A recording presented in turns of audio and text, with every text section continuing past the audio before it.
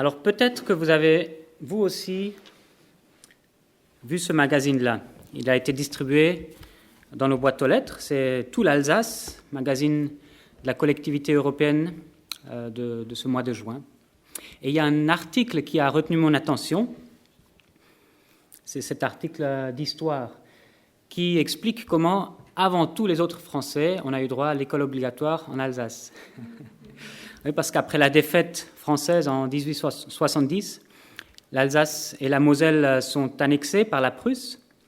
Et puis ce sont les autorités allemandes qui vont instaurer l'école obligatoire. Bien sûr, certaines raisons sont politiques, pour que les petits Français apprennent bien l'allemand. Mais pas seulement. Déjà en Allemagne, il y avait cette politique sociale qui était en avance sur la nôtre. À partir de ce moment-là, les garçons iront à l'école gratuite de 6 à 14 ans et les filles de 6 à 13 ans. Oh, c'est pas normal. Ah bon. Alors, vous savez, l'inspecteur ecclésiastique donc de l'Église protestante de la Petite Pierre critique aussi cette différence sexiste avec la phrase « Sommes-nous en Orient ?» Donc, c'est pas seulement aujourd'hui qu'on réagit. Déjà, il y a 150 ans, des gens réagissaient de cette manière-là. Alors, les réactions sont toutes différentes dans le milieu catholique où nombre de prêtres jugent la limite de 14 ans trop élevée. Aller à l'école jusqu'à 14 ans, c'est trop long. Dans le milieu agricole, bien sûr, on l'imagine, l'opposition est vive parce qu'il y a besoin de beaucoup de main-d'œuvre. Et le patronat, lui, est assez partagé. Mais la frange la plus progressiste, ce sont tout particulièrement les industriels du textile mulhousien, très majoritairement protestants. Ils accueillent l'initiative avec bienveillance. Alors, je ne pense pas que l'article avait pour objectif de mettre les catholiques d'un côté et les protestants de l'autre. Pourtant, il y a plusieurs témoignages qui lient l'accueil de cette scolarité obligatoire à la religion. Mais on peut se poser la question, pourquoi est-ce que les protestants étaient davantage favorables? Tu peux l'enlever maintenant, passer à la suite. Pourquoi les protestants étaient davantage favorables à ce que les enfants aillent à l'école? Est-ce que vous avez une idée? Mais pour lire la Bible, voilà, c'est tout simple. Parce que la Bible était tellement importante et que c'est tellement important que les enfants apprennent à lire dès leur plus jeune âge pour qu'en tant qu'adultes, ils puissent lire la Bible. Ça fait depuis la Réforme que les familles protestantes enseignent la lecture pour que chaque foyer ait sa Bible et que le père de famille puisse lire la Bible à sa famille. Alors, pour faire justice à l'Église catholique, suite au concile de Vatican Ier, II, je ne sais plus, au milieu du XXe siècle, ils ont pris position pour la Bible aussi, et depuis, ils encouragent les gens de leurs églises à lire la Bible aussi. Voilà, il y a eu du changement, et aujourd'hui, on n'aurait probablement plus cette même analyse. Le texte que nous lisons aujourd'hui, dans 2 Timothée au chapitre 3, nous exhorte à nous attacher à la parole de Dieu parce qu'elle est tellement importante pour notre foi. Nous verrons que l'Écriture, c'est l'Écriture qui nous amène à la foi. Nous verrons qu'elle est inspirée et utile pour notre foi et pour notre service. Ce texte encourage à la propager en toute occasion. Et nous dit aussi, nous met en garde que les occasions risquent d'être mauvaises parce que certains n'auront peut-être plus envie d'écouter la parole de Dieu. Je vous invite à ouvrir vos Bibles dans 2 Timothée au chapitre 3.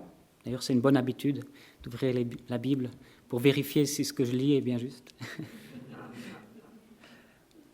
Non, c'est aussi parce qu'on a chacun notre Bible avec laquelle on a l'habitude de travailler. 2 Timothée au chapitre 3, à partir du verset 14. Toi, reste attaché à ce que tu as appris et qui est l'objet de ta foi. Tu sais de qui tu l'as appris. Depuis ton enfance, tu connais les écrits sacrés. Ils peuvent te donner la sagesse en vue du salut par la foi en Christ Jésus.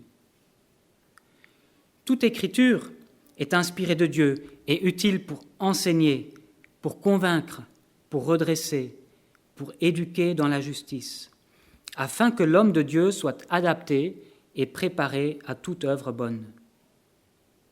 Je t'adjure devant Dieu et devant le Christ Jésus qui doit juger les vivants et les morts, et au nom de son avènement et de son royaume, prêche la parole, insiste en toute occasion, favorable ou non, convainc, reprend, exhorte avec toute patience et en instruisant.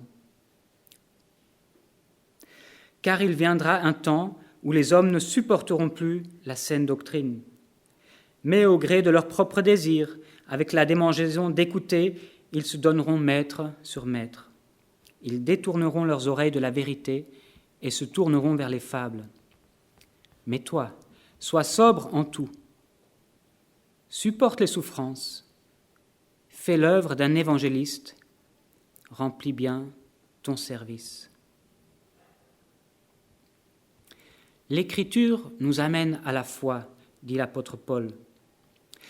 L'apôtre Paul vient d'exhorter Timothée, son disciple, celui qu'il a enseigné et à qui il lègue un ministère. Il vient de l'exhorter à suivre son propre exemple et à souffrir pour le ministère. Et maintenant, il lui demande de rester attaché à ce qu'il a appris. Alors, ce qu'il a appris ne vient pas, premièrement, de Paul. Ce que Timothée a appris lui a été enseigné par sa mère et par sa grand-mère.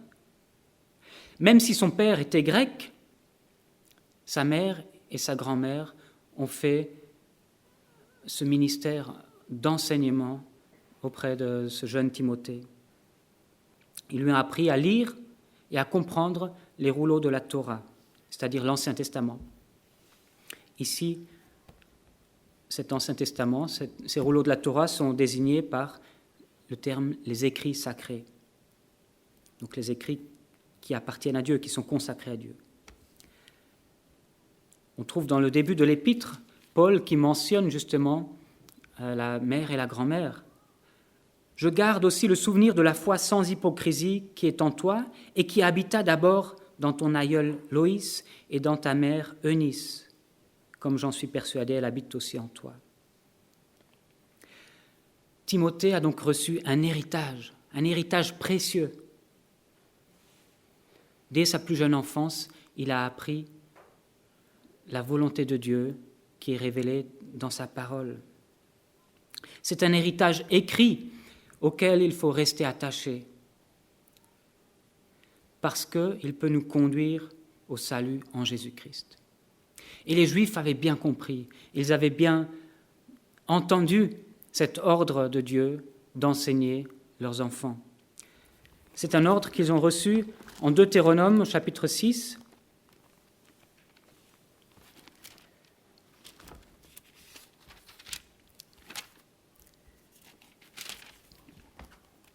Les versets 4 à 8. « Écoute, Israël, l'Éternel notre Dieu, l'Éternel est un. Tu aimeras l'Éternel ton Dieu de tout ton cœur, de toute ton âme et de toute ta force.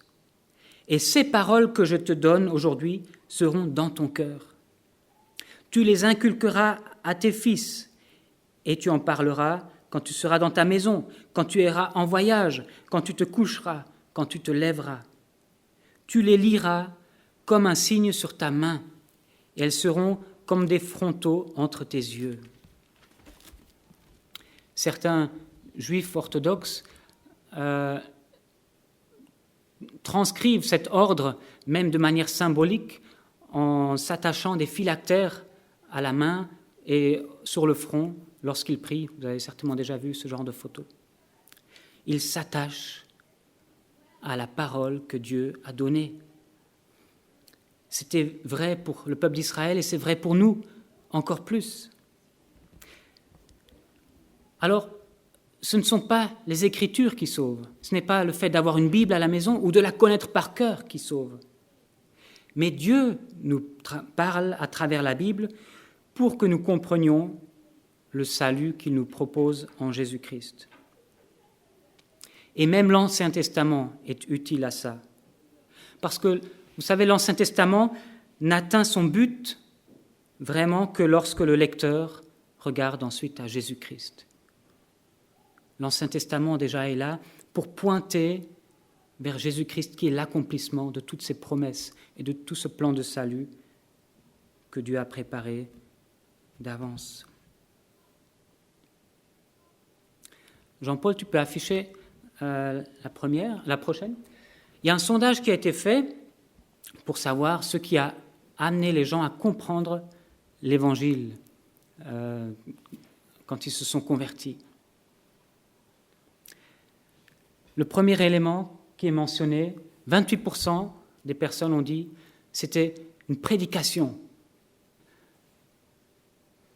14% la lecture personnelle de la Bible. Ensuite, 12% les chants. 11% les études bibliques. Et vous voyez les choses tout en bas, pour lesquelles pourtant on investit souvent énormément d'énergie ou même d'argent. Un livre, un film, un traité, même les visites. À un moment donné, je crois que nous devons nous rendre compte que ce qui amène les gens à Christ, ce qui leur permet de comprendre l'Évangile, le salut proposé par Dieu, c'est la parole de Dieu. Et l'Esprit de Dieu travaille quand la parole de Dieu est annoncée.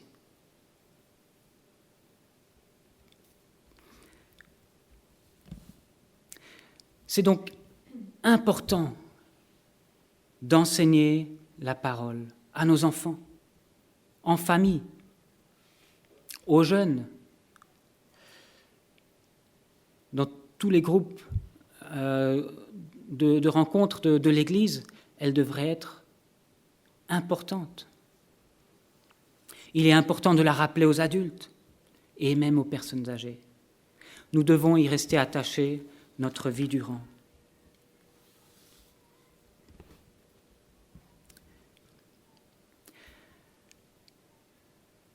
Restons attachés à l'Écriture qui est inspirée et utile. Je relis les versets 16 et 17. Toute Écriture est inspirée de Dieu et utile pour enseigner, pour convaincre, pour redresser, pour éduquer dans la justice, afin que l'homme de Dieu soit adapté et préparé à toute œuvre bonne. Alors je me souviens que ce verset-là, je le comprenais de travers, parce qu'il y a marqué « Toute Écriture est inspirée de Dieu ». Et je me demandais si ça concernait tout ce qui est écrit, tous les livres, les magazines. Visiblement non, donc je ne savais pas trop comment comprendre ce verset. Le terme « écriture », qui est au singulier ici, parfois ailleurs au pluriel, c'est l'expression qui désigne la plupart du temps dans le Nouveau Testament les Écritures, donc l'Ancien Testament. Donc il ne s'agit pas de n'importe quelle écriture, mais bien de l'Ancien Testament. Il y a un autre terme qui est beaucoup utilisé, c'est « parole de Dieu ». Mais « parole de Dieu » est moins utilisé quand il s'agit de citation ou de lecture, plutôt en lien avec une proclamation ou avec son écoute. Alors que le terme « écriture » est utilisé quand un auteur du Nouveau Testament fait une citation de l'Ancien, quand il dit qu'elle est accomplie, quand il parle de la lecture. Mais on voit que le terme « écriture » ne désignait pas que l'Ancien Testament, parce que les auteurs du Nouveau Testament avaient déjà conscience qu'ils étaient en train d'écrire des textes qui se rajouteraient à l'Ancien Testament. Par exemple, l'apôtre Pierre, dans 2 Pierre chapitre 3, il parle de l'apôtre Paul. « Comme notre bien-aimé frère Paul vous l'a aussi écrit selon la sagesse qui lui a été donnée. » C'est ce qu'il fait dans toutes les lettres où il parle de ces sujets et où se trouvent des passages difficiles à comprendre, dont les personnes ignorantes et mal affermies tordent le sens comme elles le font du reste des Écritures. L'apôtre Pierre dit ici que les écrits de Paul ont cette valeur d'écriture. Et il dit, c'est pareil du reste des Écritures. Donc, ça montre bien que pour l'apôtre Pierre, les lettres de Paul faisaient déjà partie de la parole de Dieu, des Écritures inspirées. Alors, l'inspiration, qu'est-ce que c'est ? On va faire un petit exercice. À travers vos masques, vous allez maintenant prendre une grande inspiration. Voilà. Vous pouvez relâcher. Pour ce geste-là, on utilise le verbe inspirer. Maintenant, vous allez souffler un grand coup. Ça, c'est l'expiration. Eh bien, le mot traduit ici par inspirer est un mot qu'on retrouve qu'ici dans le Nouveau Testament et qui veut dire en fait expirer par Dieu, souffler par Dieu. La parole a été par Dieu. D'accord ? L'apôtre Pierre décrit aussi le lien entre l'auteur divin et l'auteur humain. 2 Pierre, chapitre 1, verset 20. « Avant tout, sachez qu'aucune prophétie de l'Écriture ne peut être l'objet d'interprétations particulières, car ce n'est nullement par une volonté humaine qu'une prophétie a jamais été présentée, mais c'est poussé par le Saint-Esprit que des hommes ont parlé de la part de Dieu. »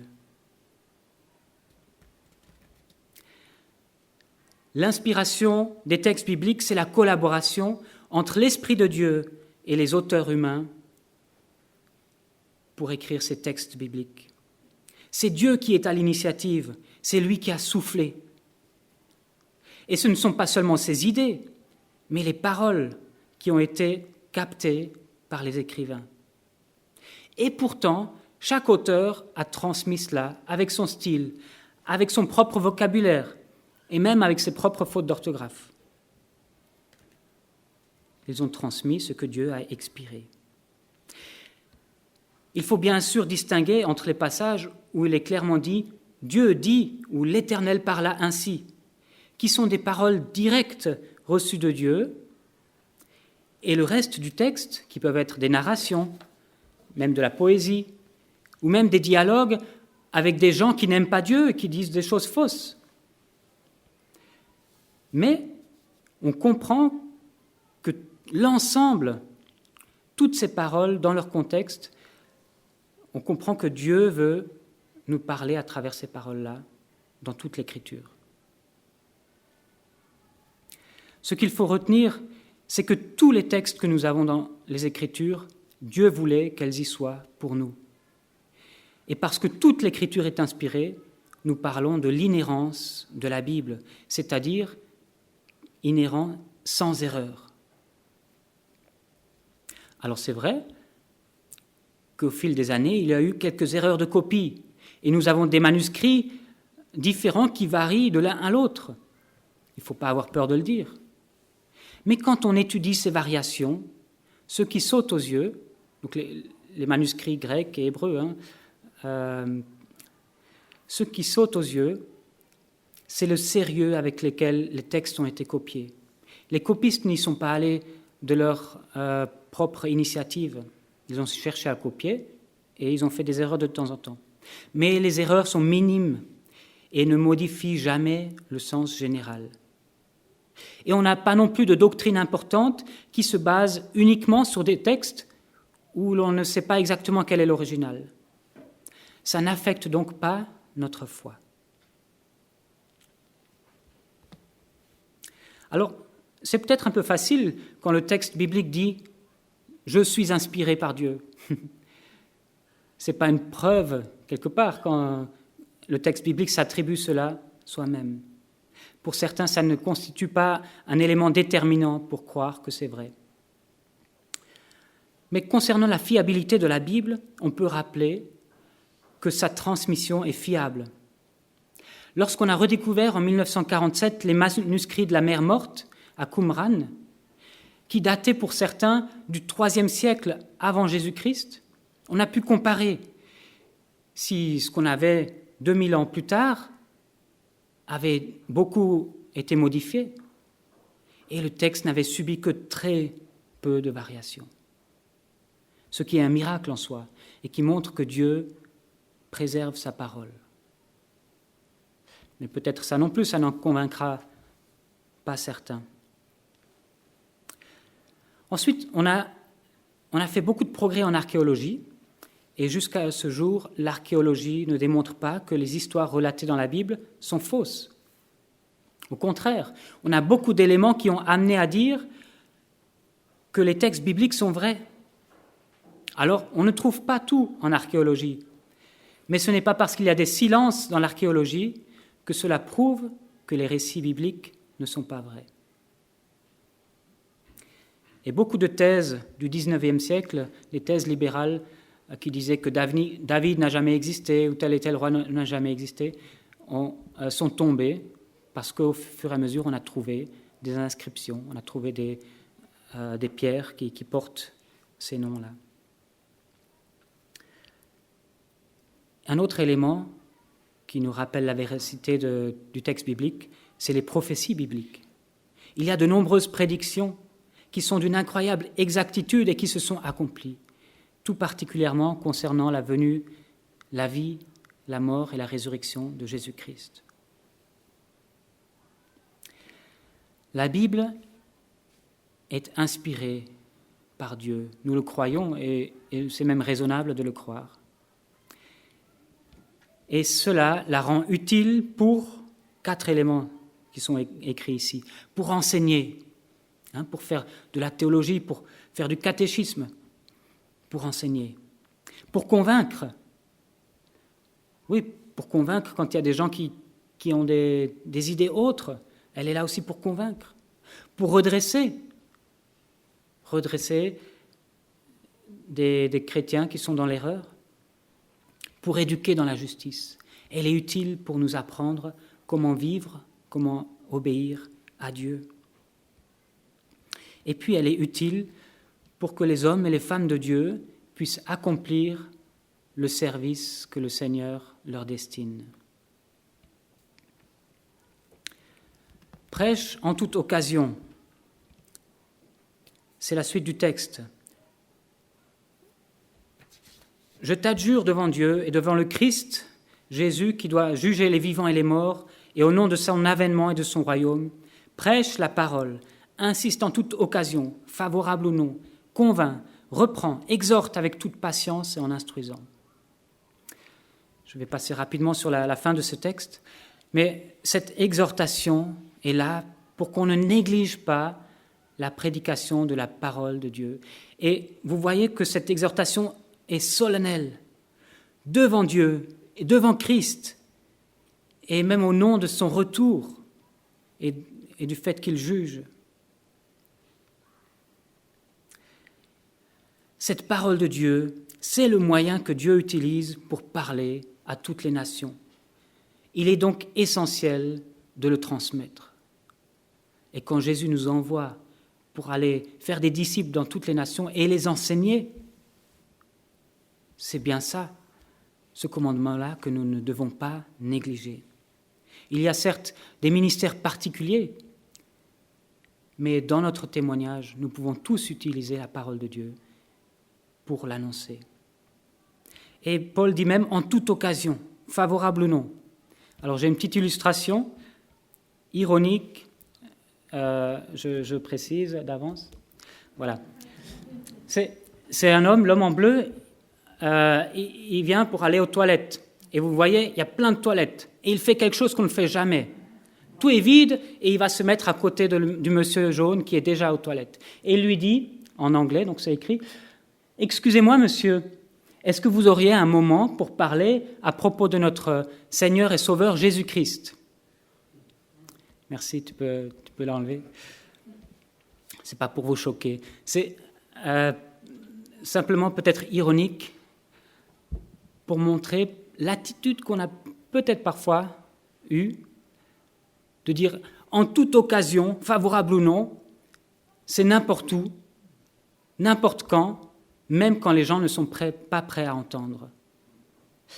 Et je ne suis pas sûr que ce texte veuille dire ça.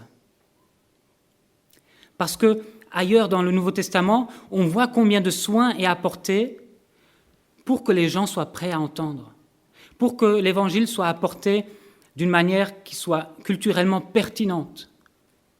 C'est travaillé, les prédications de Paul sont travaillées. Ce que Jésus enseigne, ça parle aux gens. Il les fait asseoir. Et il y a d'autres moments dans l'action, il n'est pas en train de prêcher. Et peut-être qu'on a parfois utilisé ce texte-là pour balancer des versets n'importe où, à n'importe qui. Je ne suis pas sûr que ça fasse effet. Nous devons d'abord travailler pour rendre les occasions favorables, dans le sens que les gens soient prêts à écouter, dans le sens que les gens soient peut-être d'abord nos amis et qu'ils aient confiance en nous pour qu'on puisse leur partager la parole. Mais il peut y avoir aussi des occasions qui ne sont pas favorables. Et les derniers versets illustrent ce que Paul veut dire par des temps pas favorables. Car il viendra un temps où les hommes ne supporteront plus la saine doctrine. Juste pour dire, ce n'est pas un temps à venir, on y est déjà, et l'apôtre Paul y était certainement déjà aussi. Mais au gré de leur propre désir, avec la démangeaison d'écouter, ils se donneront maître sur maître. Ils détourneront leurs oreilles de la vérité et se tourneront vers les fables. Mais toi, sois sobre en tout, supporte les souffrances, fais l'œuvre d'un évangéliste, donc de celui qui prêche l'évangile, remplis bien ton service. Je crois que toujours à nouveau, nous sommes confrontés à des exemples où les gens préfèrent entendre autre chose que la vérité de la parole. Et ça, c'est des occasions qui ne sont pas favorables a priori et où pourtant il faut insister avec la parole. Tout récemment, j'ai vu le classement des ventes de la librairie CLC et dans les 3 premiers livres, il y en a un, c'était le 2e, ce n'était pas le premier, qui est un livre qui est écrit comme des rencontres, comme quelqu'un qui a été inspiré par ces temps d'intimité avec Jésus. Et je crois que ça, en fait, c'est un best-seller mondial, hein, depuis 10 ou 15 ans déjà. Et je crois simplement que ça démontre que les gens s'attachent vite à autre chose qu'à la parole de Dieu. Ça peut certainement être encourageant, ça peut certainement nous parler aussi, ce livre-là. Mais je crois qu'avant tout, nous devons apprendre à nous attacher à la parole de Dieu. Et quand je lis les commentaires sur les librairies par rapport à ce livre, les gens disent c'est ma nourriture quotidienne. Et là, il me semble que c'est problématique. Parce que notre nourriture à nous, ça devrait être ce qui vient directement de notre Dieu et qu'il nous a laissé à tous. Amen. Que la paix et l'amour avec la foi soient donnés aux frères et sœurs de la part de Dieu le Père et du Seigneur Jésus-Christ. Que la grâce soit avec tous ceux qui aiment notre Seigneur Jésus-Christ d'un amour que rien ne peut corrompre. Amen. Bon dimanche à tous.